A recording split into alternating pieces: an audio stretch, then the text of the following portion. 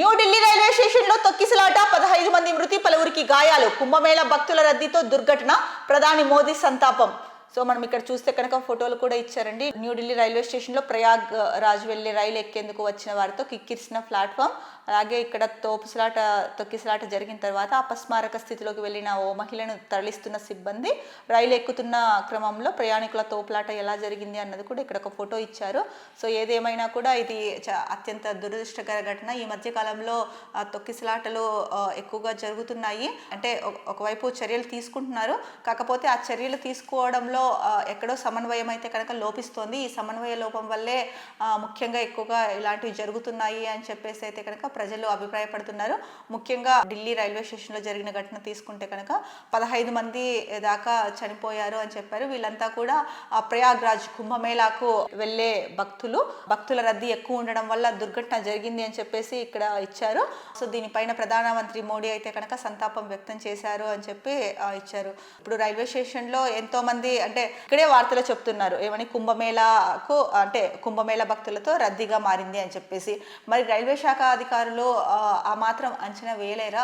ఇప్పుడు కుంభమేళా అయిపోయి వస్తుంది, దగ్గరకు వస్తుంది, శివరాత్రితో ముగుస్తుంది, మరి 26వ తారీఖుతో ముగుస్తుంది. కాబట్టి ముగిసే టైంలో జనాలు ఎక్కువ వస్తారు, జనాభా ఎక్కువ ఉంటుంది అని చెప్పేసి ముందస్తు చర్యలు ఎందుకు తీసుకోలేకపోతున్నారు?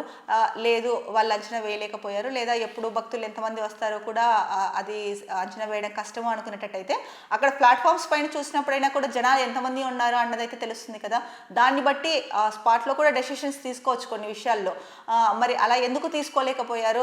అంటే ఏ ట్రైన్ ఏ టైంకి వస్తుంది అన్నది ఒక స్కెడ్యూల్ అయితే ఉంటుంది కదా, దాని ప్రకారము తర్వాతి ట్రైన్ వచ్చే టైం ఆసన్నం అవుతుంది అని చెప్పేసి ముందు ఉన్న ట్రైన్ త్వరగా వెళ్ళడము అలాంటివి ఉంటాయి. అంటే ఒక్కొక్క స్టేషన్లో 2 నిమిషాలు ఆపడం, లేదా 3 నిమిషాలు, లేదా 5 నిమిషాలు, ఇట్లా ఆ స్టేషన్ని బట్టి ఉంటుంది.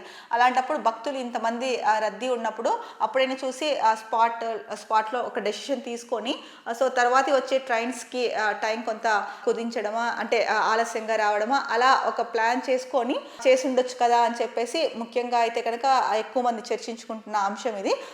అక్కడ రద్దీని చూసైనా కూడా వాళ్ళు ఏదో ఒకటి చేసి ఉండాల్సింది, లేదా ఒక అనౌన్స్మెంట్, సో ట్రైన్ ఆగుద్ది, ఇంకా కాసేపు ఎవరు గుంపులుగా ఎగబడి ఎక్కకండి, నిదానంగా ఎక్కండి, తొక్కిసలాట జరుగుతుంది, ఇలాంటి వాటికి ఆస్కారం వద్దు అని చెప్పేసి ఎందుకు అనౌన్స్మెంట్ చేయలేకపోయారు అని చెప్పేసి కూడా ఒక వాదన వినిపిస్తుంది. మరి ఏదేమైనప్పటికీ కూడా జరగాల్సిన దుర్ఘటన అయితే కనుక జరిగిపోయింది. సో 15 మంది మృతి చెందడం అంటే కనుక కుటుంబ సభ్యులకైతే కనుక తీవ్ర, అంటే ఎవరు తీర్చలేని ఆవేదన అయితే కనుక మిగిలిపోయింది.